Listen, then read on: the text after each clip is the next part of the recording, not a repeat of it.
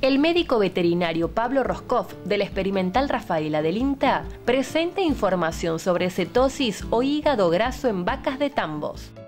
Estas enfermedades son dos enfermedades muy interrelacionadas entre sí, pero dos enfermedades diferentes, que tienen que ver básicamente con la nivelación de los requerimientos de los animales.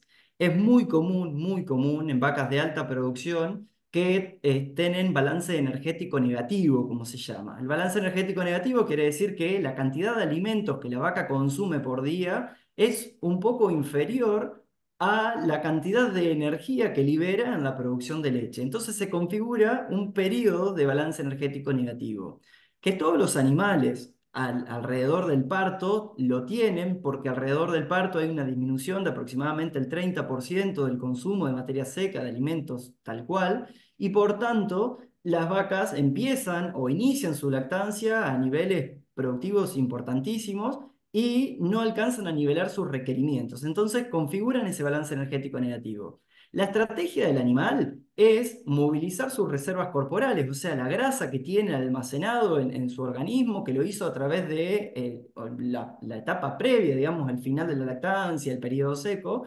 moviliza esa grasa llega básicamente al tejido hepático y el tejido hepático genera energía para la síntesis de leche.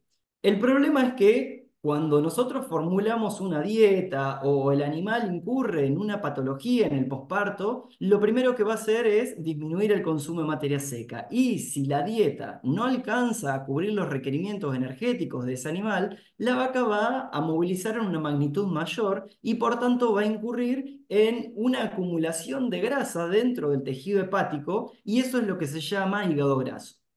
Por otro lado, el tejido hepático es el órgano, el hígado en sí es el órgano más noble que tenemos en nuestro organismo. Lo que trata de hacer para sacarse esa grasa que tiene almacenada internamente es sintetizar unos compuestos que se llaman cuerpos cetónicos. Y esos cuerpos cetónicos, uno de los cuerpos cetónicos, por ejemplo, es la acetona, el que se utiliza, por ejemplo, en el quitaesmalte de las uñas. Bueno, es un alcohol. Básicamente lo que causan es signos nerviosos. Es como que los animales entran como en un estadio de borrachera cuando tienen alta circulación de cuerpos cetónicos en sangre. Entonces las podemos identificar así. Vacas que disminuyen muchísimo el consumo de materia seca, que producen muchísima leche y sobre todo las más predisponentes, las vacas más predisponentes, son las vacas que están gordas al inicio de la lactancia. Entonces, sin duda, una de las formas de prevenir la cetosis del hígado graso es tener vacas con condiciones corporales moderadas entre 3,25 y 3,5, no superior a eso, midiéndolo en una escala de 5 puntos. La forma más sencilla de diagnosticar la cetosis y quizás también el hígado graso es midiendo esos cuerpos cetónicos en sangre, que básicamente se hacen con unas tiritas reactivas similares a las que usan las personas que tienen diabetes, unas tiritas reactivas en donde se saca, se le extrae una gotita de sangre a la vaca y se le puede analizar. También se puede hacer esas mismas pruebas en orina o en leche, pero ya se requiere de equipamiento un poquito más complejo. Hay que establecer en realidad cuántas vacas tenemos afectadas a nivel de rodeo. Como yo decía, las vacas de muy alta producción es común que incurran en un periodo de balance energético negativo. Lo que tenemos que hacer como nutricionistas o médicos veterinarios encargados de la administración del campo es ver que cuántas vacas están en ese momento ingresando a la patología y cuánto tiempo se mantienen en balance energético negativo. Entonces, niveles de rodeo de entre el 3 y el 15% es totalmente normal con vacas con cuerpos cetónicos elevados. El problema es cuando tenemos una mayor cantidad de animales durante los 40-50 días de inicio de lactancia con esa cantidad de cuerpos cetónicos circulantes y obviamente van a incurrir en patologías. Y ahí tenemos alternativas para trabajar. Primero, retocar las dietas, ver qué cosas se pueden hacer sobre el manejo para tratar de que las vacas consuman más o darle, obviamente, siempre hablando en el confort y el bienestar para que los animales se sientan en su estado natural para tratar de comer mayor cantidad de materia seca.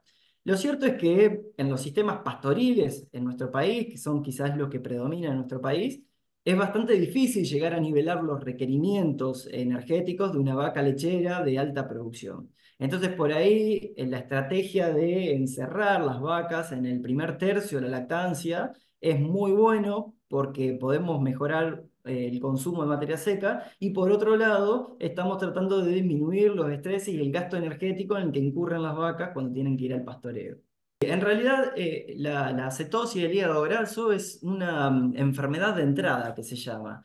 Quiere decir que seguramente no afecta en demasía la producción de leche. Los animales, dependiendo obviamente el nivel de movilización, pueden disminuir el 10, 15, hasta el 20% la producción de leche, pero lo cierto es que lo que afecta es el funcionamiento del tejido hepático. Y como decía, el tejido hepático es el órgano más noble porque hasta detoxifica las toxinas que llegan a través de la alimentación por el tracto gastrointestinal. Entonces, seguramente vamos a tener mayor riesgo de tener otros tipos de patologías y todas las patologías combinadas, sobre todo cuando hablamos del periodo de transición de las vacas lecheras, hacen que la producción decaiga en gran porcentaje. Bien, yo creo que yo soy nieto, hijo de productor y bueno, eso me llevó a estudiar medicina veterinaria y ahora estoy actualmente haciendo un posgrado porque siempre me llamó la atención. Primero es la resiliencia que tienen los productores en Argentina. Yo recuerdo a mi abuelo hablando de que el precio de la leche iba a mejorar, a mis viejos hablando de que el precio de la leche iba a mejorar y sin embargo los productores siguen. Y la verdad que es, creo que el trabajo más sacrificado que existe, porque estamos al aire libre, trabajando todo el día, en condiciones adversas, trabajando con animales y demás. De todos modos, creo que hay un gran potencial en eso, en los productores argentinos.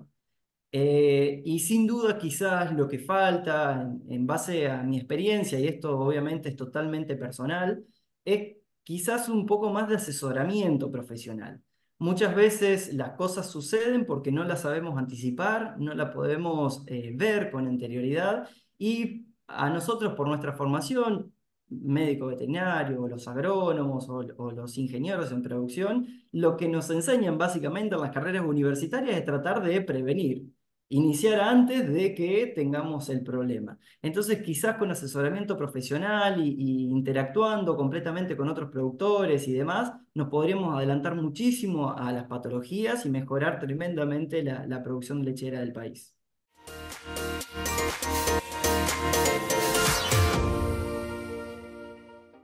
Hacemos la primera pausa del programa y enseguida volvemos con más información.